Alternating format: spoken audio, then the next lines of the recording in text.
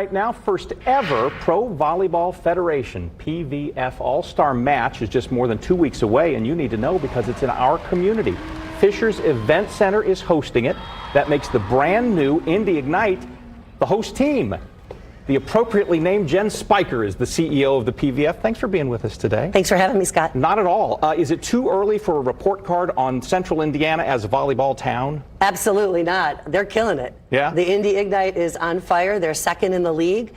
They have some phenomenal athletes, and they're crushing it at the Fisher's Event Center. Smoking people, too. Like, yeah, I think only yeah. two matches have gone the distance. Yep. They're doing a nice job, and they're having fun doing it. How about the fans? Turnout for the first game, anyway, was, I think, far more than anybody could have expected. Yep, How do you build these communities into pro volleyball meccas? Because this is all really kind of from scratch. Well, it happens, kind of generically here in Indiana because it's such a big sports town. Yeah. And they're so supportive of their women and their women in sports. Obviously, Caitlin Clark in that effect has helped.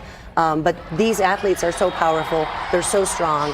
They're so fun to watch. Right. And the game, I mean, every single point, something fantastic happens. So you mentioned Caitlin Clark. She went to a game, kind of got in the team photo as well. We're having clearly a moment in women's sports, and she, as sort of like a pivotal member of it, how important is it when you see somebody like that sharing across a sport to other women? Well, it's very impactful. And I would say we're not having a moment in women's sports. I would say we're having a movement.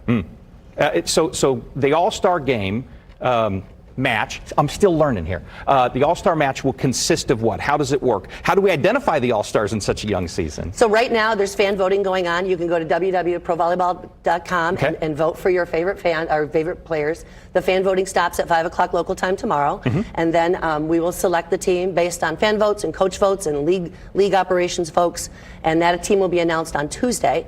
And then I don't know if you saw the press release this morning, but our honorary coach is none other than Dave Shondell, the legend Purdue volleyball head coach. Nice. And he will be here coaching one of the teams, as well as Michelle Collier, who's the Georgia Tech head coach. And we're excited to be down here for that game. Some other familiar names as well. Again, cross sports. You got Jalen Rose in the fold. Now, he's a volleyball dad, right? He is a volleyball dad. Yeah. There's a lot of volleyball dads. Steph Curry, J.B. Fox, Patrick Ewing. There's a lot of volleyball dads. But Jalen will be with us. Sean Johnson East will be here to help host the first ever All-Star match in Pro Volleyball Federation. All right, so let's look at the specifics. Both the All-Star match Saturday, February 22nd at the Fisher's Event Center starts at 1:30.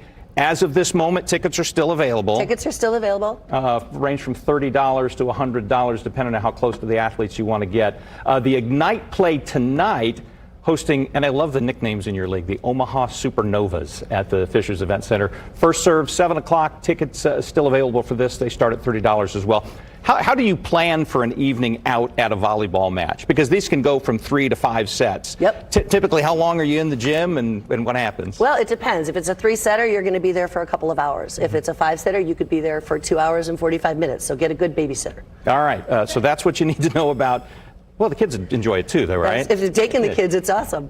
So that's about the All-Star Game. We'll put on wishtv.com the link that you mentioned as well and a full article about it. And if you can't make it, tune into CBS 1:30 on February 22nd, the first ever Pro Volleyball Federation All-Star Game. All right, abrupt change of direction, but as the executive, the chief executive of a pro sports league, social issues very much in the bullseye right now. We just did a story about a presidential attempt to ban transgender women in women's sports. As the leader of the league, is that an issue that you're confronting right now? Where does the league stand on it?